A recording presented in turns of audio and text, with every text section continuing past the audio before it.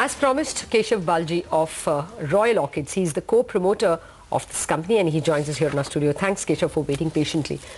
Take us through the business scenario first before we come to your capex plans, which are impressive. What is the occupancy rate in January and how has it improved now? And the ARR, the average return on every room, January and now.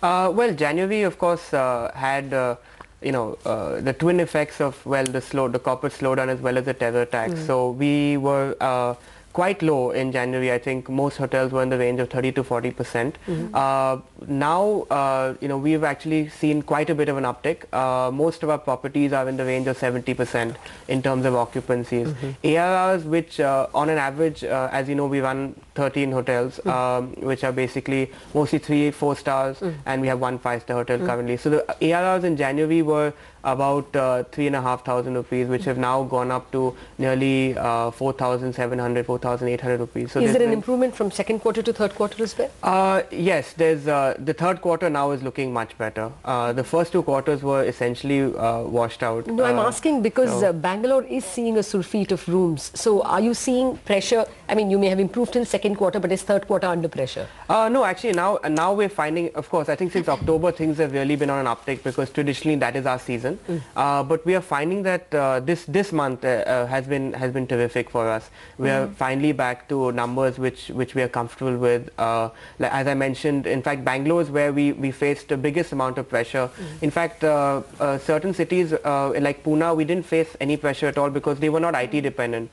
But Bangalore has been really hit because it was really dependent on one sector, and IT has had 2 good quarters now. So we are finally seeing travel start to go up, and as corporate travel you are seeing many new projects. You have many new projects lined up as well in FY11. Tell us about these. How do you plan to fund them? Sure. So I'll just walk you through some of the projects. We have a 5-star hotel coming up in Hyderabad and a 5-star hotel coming up in Jaipur. These 2 projects will open in October of 2010. These are completely, the equity portion has already been funded by us through internal accruals and some of our IPO proceeds. The rest is debt which we have tied up with the consortium of banks.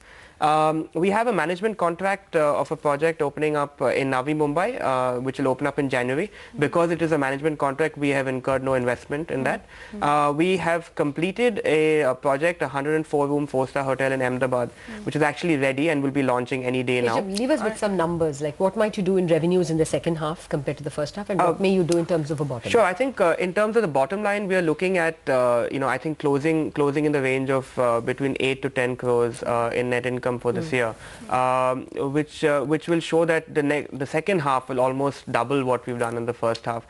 We're looking at a similar revenue number. So we're looking at the second half to almost double what we've done in the first half. So that's really where we're looking at. So it's been quite a bit of an uptick. All right. One word on your JV with Amar Tara? Yes, so we last week purchased 53% of a company called Amar Tara Hospitality in Mumbai, where we've paid 18 crores to essentially acquire a piece of land where we'll be building a 250-room 4-star hotel in Powai. And so we hope that will basically mark a very impressive and big entry into a very upcoming suburb in North Bombay. Okay. Thanks, Keshav. Thanks so much for joining us on the show. That's, of course, Royal Orchid, and there are big plans to go ahead. 3 properties in FY11, that's what they say. And no, Bangalore's not seeing a slowdown anymore. We'll take a very short break on the show. Coming up.